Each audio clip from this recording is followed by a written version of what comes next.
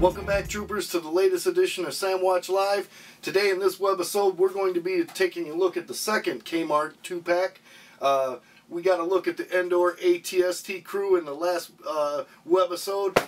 That's all done and out the door. Now we've got Wonka and Widdle Warrick, who we would later find out aren't your average Ewoks. These two guys, with the help of a 7'2" Wookiee, jacked an ATST and turned the tide of the Battle of Endor.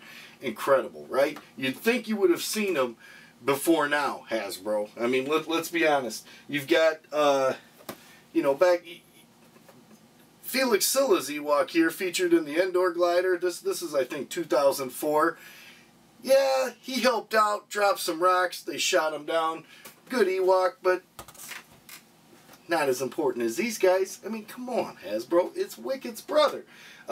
You got these miscolored dopes with the armor on that were, you know, part of a comic set that these guys got it before Willie? Come on, Hasbro. Really? A Walkling made it into the line with this guy? Leektar? Is that his name?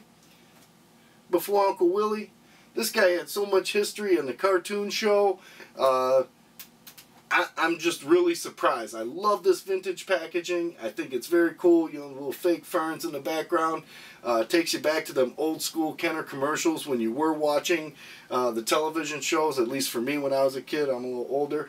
But yeah, let's crack these open into the nitty gritty and let's take a look and see what these two have to offer for your collections.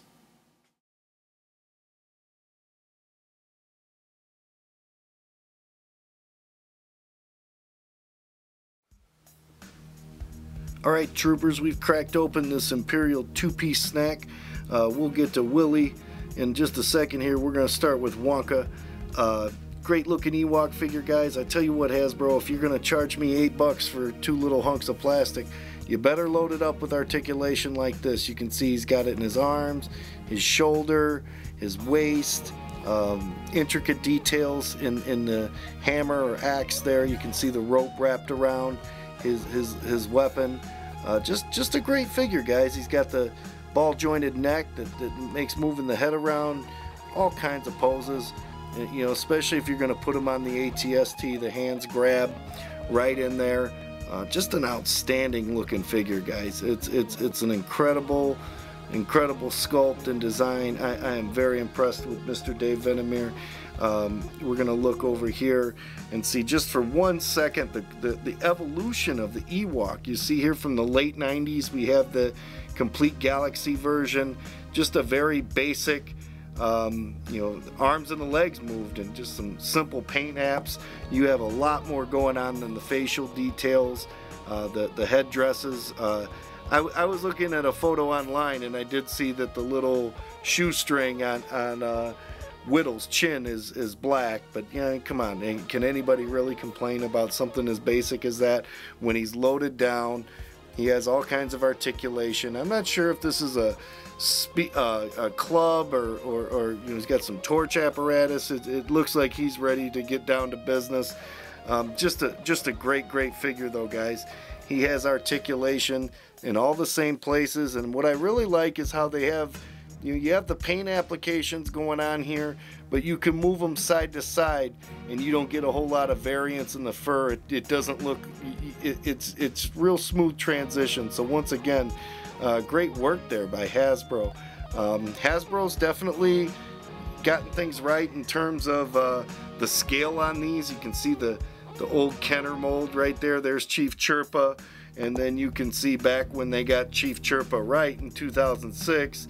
They keep adding, you know, daggers and just heavy detail to these guys. So it's ever present that Hasbro is conscious of producing a high quality Ewok. So for that, we got to give them high marks.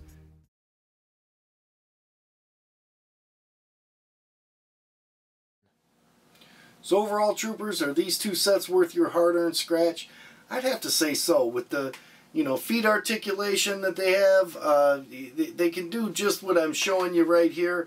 I'm proof positive that this is the mold that they used in the newer ATST that's at Kmart. I haven't plunked down my $35 plus for that just yet. We used a very basic mold Legacy Collection Chewbacca figure, but as you can see, it's definitely worth displaying in this fashion.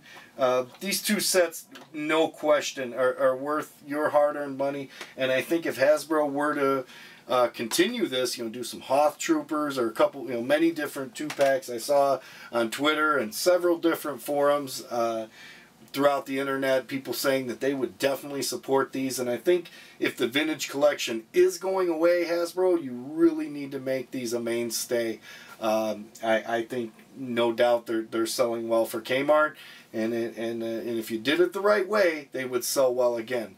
So yeah, I'd have to say big thumbs up on both those sets. Now, real quick, guys, we're going to do cheap plug time. I want to say what up, my man Jay Shimko. Got Shimko? I do. I got a nice t-shirt from my man Jay. I appreciate all your help when we're out there in Detroit at Motor City Comic Con and all the things you do for Star Wars and fandom.